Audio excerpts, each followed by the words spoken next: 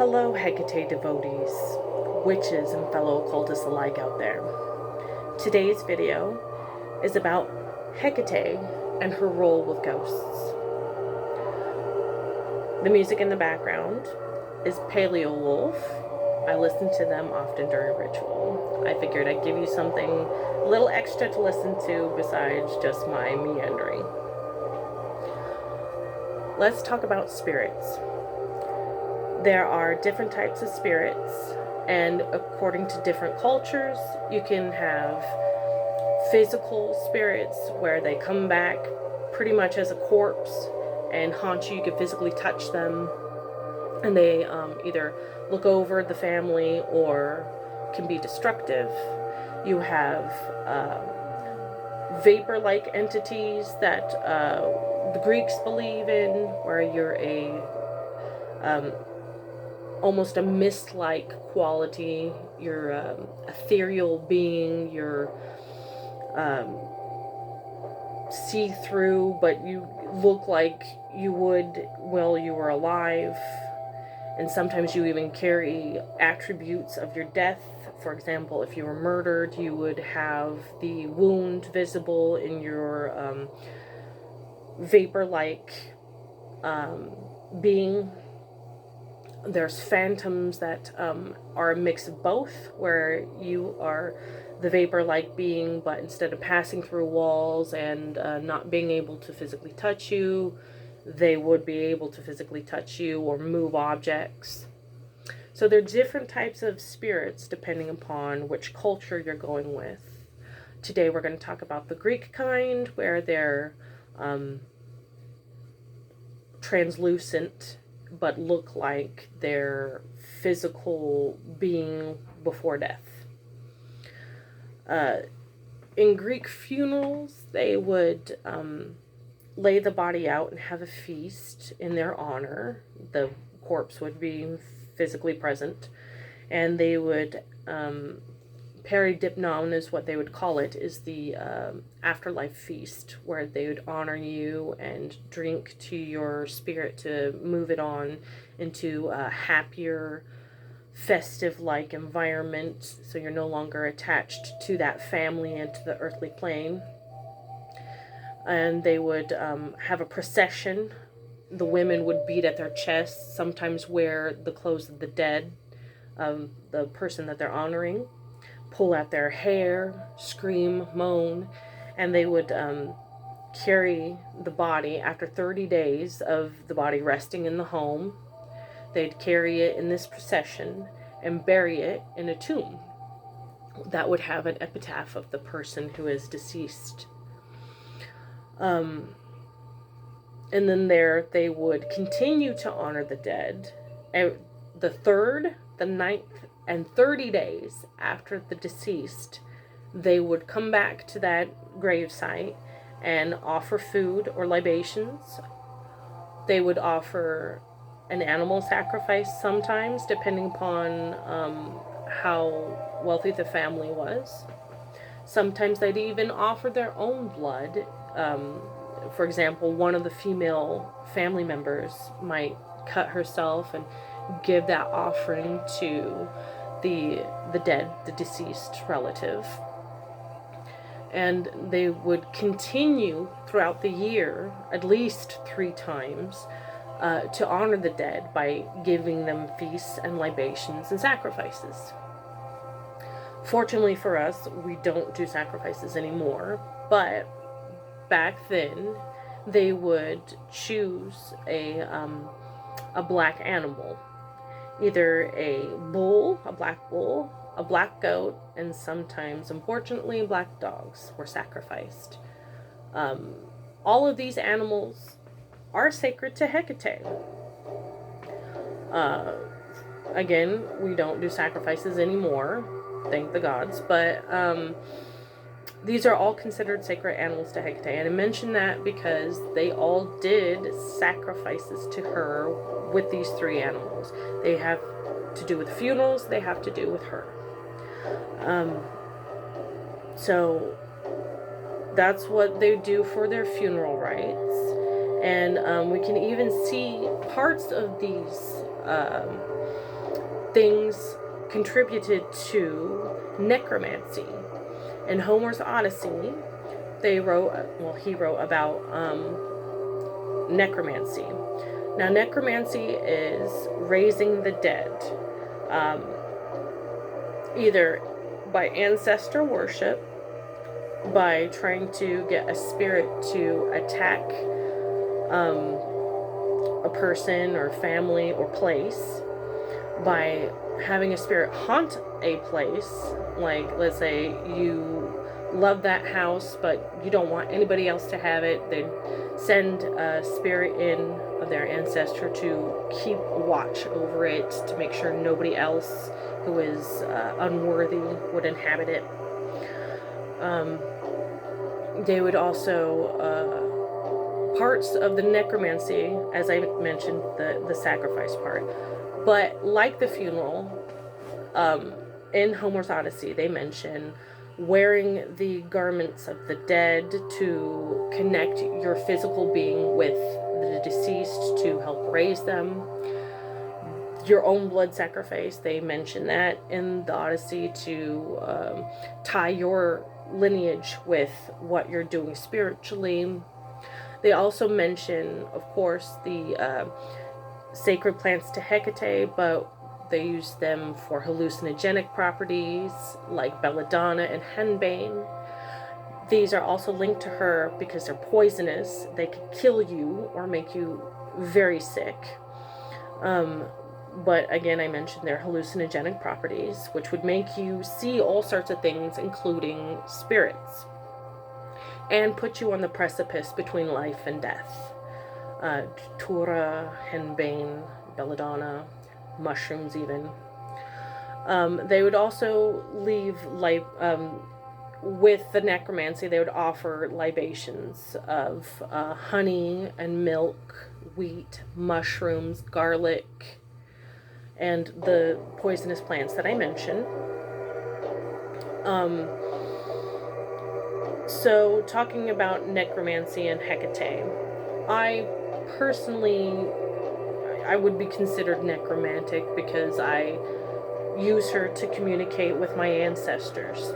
When you do this, you're not only benefiting your own household, such as your progeny, your children, get better spiritual blessings, but it's helping your own personal self relieve from pain and sadness that might have been linked with your family. Like you couldn't say goodbye to somebody, or you had unfinished business with them. You can have Hecate as an intermediary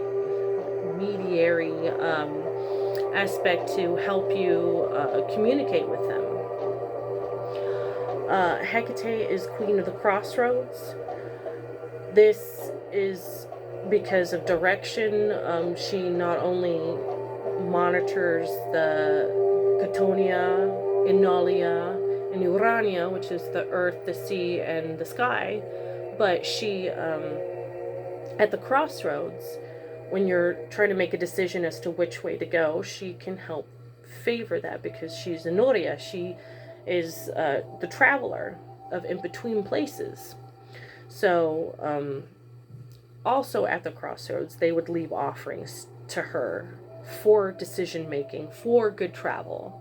At this time, the poor would usually come and eat it. Shakespeare wrote about that the rich make offerings to her, but the poor eat it because, they have nothing. And she also is compassionate to those who are less fortunate. At the crossroads, murders would often take place because it's an easy target. You're slowing down to try to figure out which direction to go.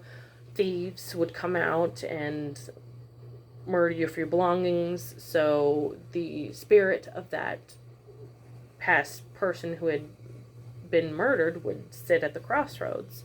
So they also consider that sacred to Hecate as a spiritual crossing as well. One of the ways that you would tell if a spirit was there or not was dogs would howl, the area would be cold, you'd get an overwhelming feeling of sadness. That's often linked to spirits who have unfinished business on this earthly plane. You'd feel all three of those things. And that's just also my personal experience. Those are markers that I use if somebody tells me, oh, this place is haunted. I would search those things out and see for myself if there is that vibe there.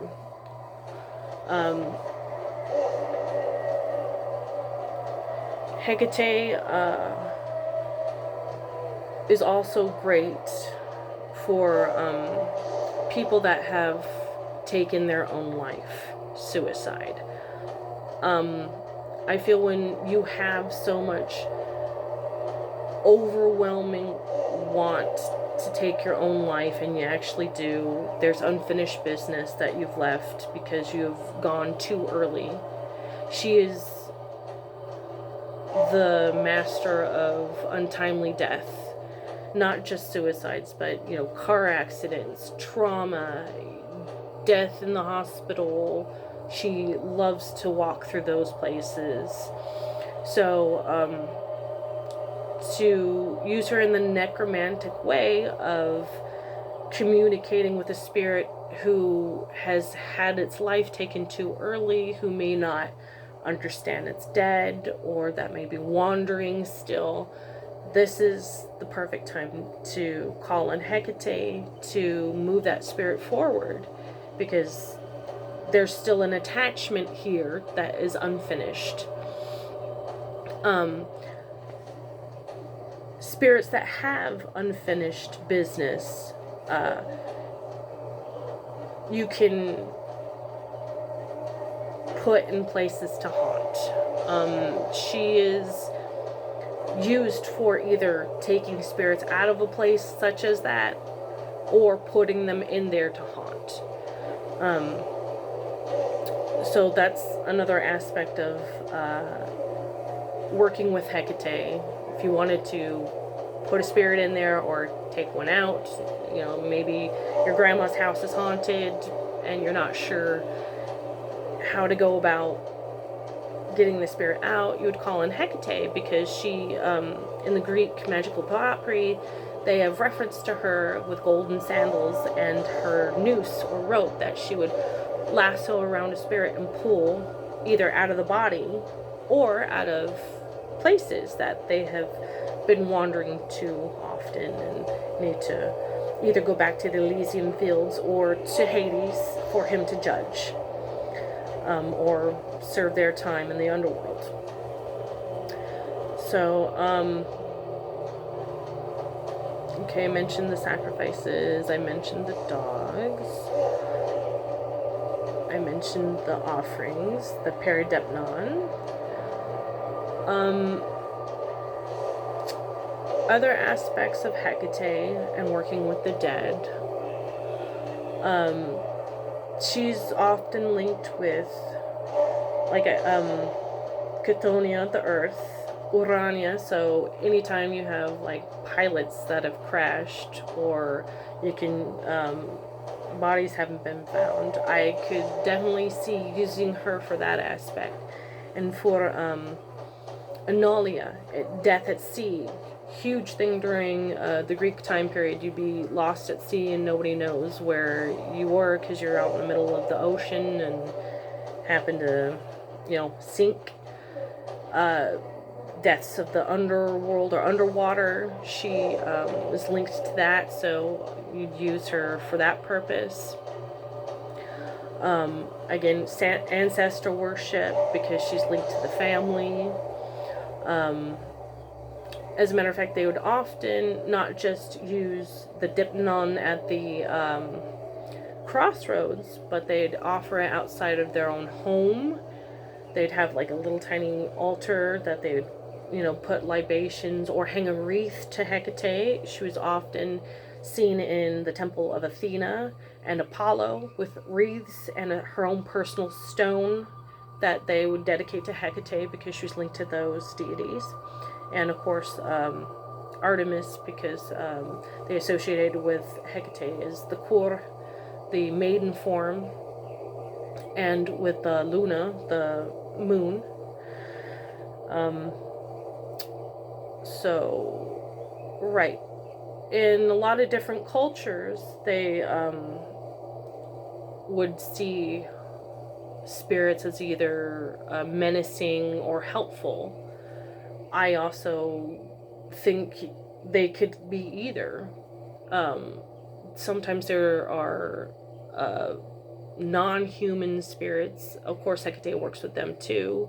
Elementals or beings that are helpful that maybe you don't want to personally go forward with, but have like an intermediary being.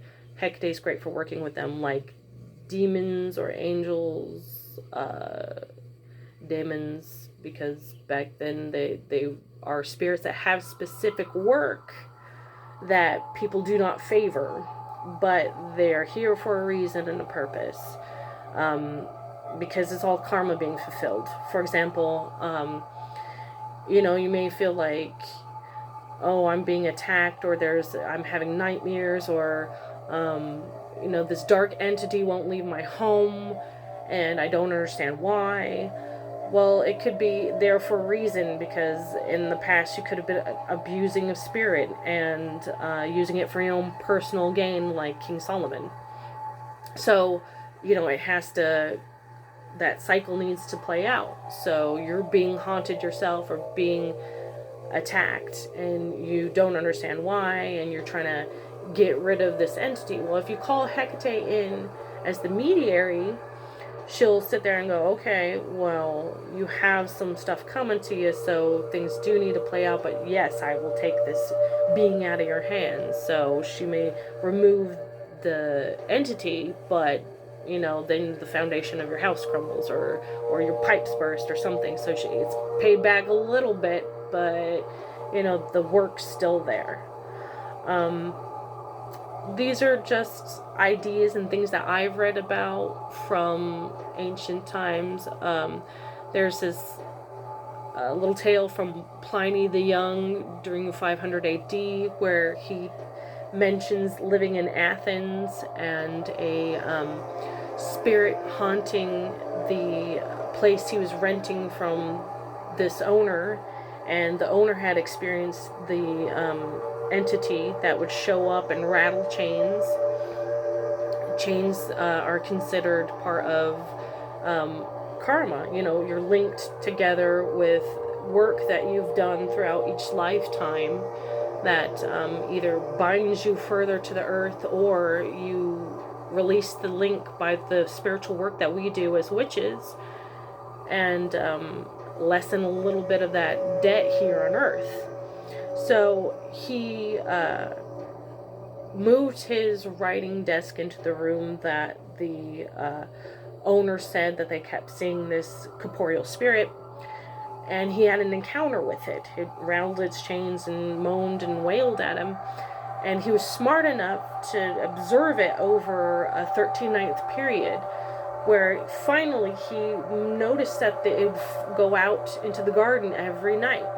He followed it out there, and sure enough, there was bones buried underneath there that he unearthed and moved to a better location and honored and gave it offerings, and it no longer haunted the abode.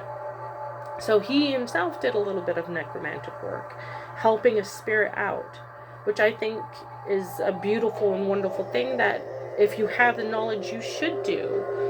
Not necessarily involve yourself in, everybody's business, but if somebody's being haunted or bothered for a reason, either that spirit is coming back to tell you something, either they're unhappy or they have unfinished business that needs to be taken care of. So you having that knowledge or having a little bit of psychic ability or knowledge of the metaphysical or knowledge of the hidden can help out and move on a spirit, linking also with Hecate, because she tell you yes or no or what they need, or interact by giving you the blessing of hearing or sight. There are rituals you can do, like in Jack Grayl's book, Grayley, the Hecatean, where you can use sigils and specific herbs and ritual ash over your eyes and body parts to be able to see spirits and communicate with them better. So there are rituals in the Scandinavian tradition by Snorri. Oh my goodness, I forgot his last name. But he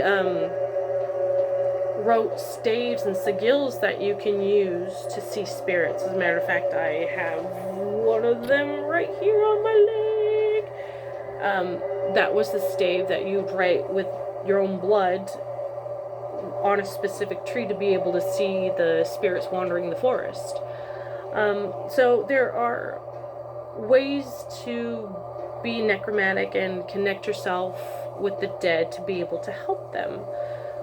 I always love to talk to Hecate first, or to see what the real issue of the matter is before I move on such things, because like I stated, there are reasons sometimes why people haunt a place, or they have too much want for the living that they attach themselves to people. For example, let's say a young girl committed suicide, and she wanted desperately to be loved by her family who didn't like her. She might attach herself to another family that had a girl around that age to live and feed off of that family.